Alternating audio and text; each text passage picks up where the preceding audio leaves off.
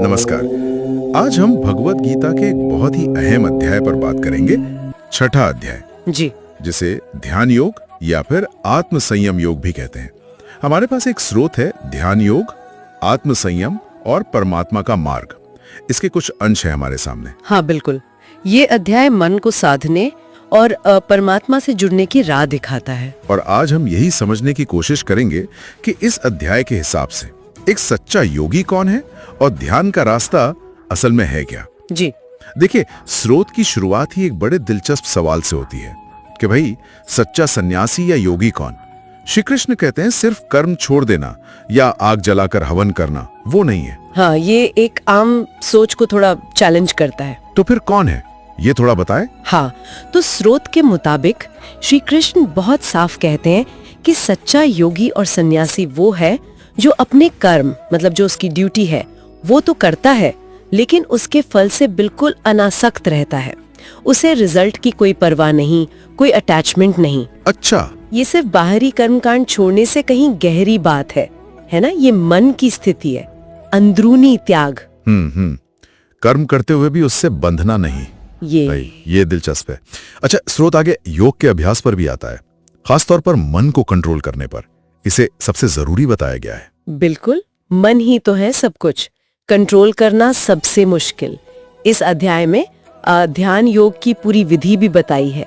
स्रोत कहता है एकांत जगह चुनो, साफ सुथरी हो, फिर आसन लगाओ जो ना बहुत ऊंचा हो ना बहुत नीचा, जैसे कुछ घास या मृग चर्म पर कपड़ा बिछाकर। ठीक। फिर शरीर, गर्दन, सिर सीधा रखो, एकदम स्थिर, और नजर नाक के अगले हिस्से पर, टिप ऑफ द नोज। हाँ, और मन इंद्रियों को वश में करके, चित्त को एकाग्र करके, बिना डरे ब्रह्मचर्य में स्थित होकर भगवान में मन लगाकर ध्यान करना।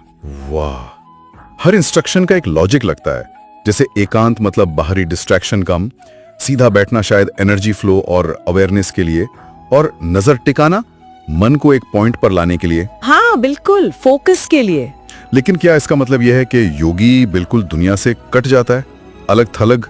उसका रोज का जीवन कैसा होता है फिर? नहीं, ये बहुत अच्छा सवाल है और स्रोत इसका जवाब देता है, नहीं, योगी कटता नहीं, वो बैलेंस साधता है, संतुलन। यही तो खास बात है। योग ना तो बहुत ज्यादा भोग है, ना बहुत ज्यादा तपस्या, बीच का रास्ता है, मॉडरेशन। अच्छा। हाँ, लिखा है ना, नात्यश्न तस्तु योगो अस्ति न चैकांतमनश्नतः न चाति स्वप्नशीलस्य जागृतो नैवचार्जुन। मतलब ये योग ना तो बहुत ज्यादा खाने वाले का सिद्ध होता है, न बिल्कुल न खाने वाले का, ना बहुत सोने वाले का, न हमेशा जागने वाले का। यानी एक्सट्रीम से बचना है, संतुलन, बैलेंस। स्रोत ये भी कहता है कि योगी सुख दुख, लाभ हानि, मान अपमान, इन सब में समभाव रखता है, एक जैसा। मिट्टी पत्थर सोना सब बराबर।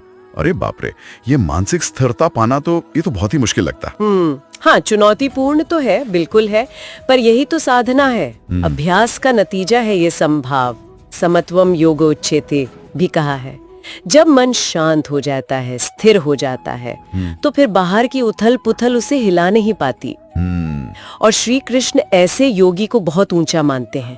कहते हैं योगी तपस्वियों से श्रेष्ठ है, ज्ञानियों से भी श्रेष्ठ है, और जो फल की इच्छा से कर्म करते हैं उनसे भी श्रेष्ठ है।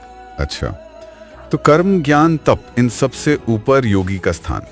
लेकिन क्या सारे योगी एक जैसे हैं या इसमें भी कोई लेवल है? हाँ, ये भी एक बहुत जरूरी पॉइंट है। अध्याय के आखिर में स्रोत भक्ति के महत्व पर जोर देता है।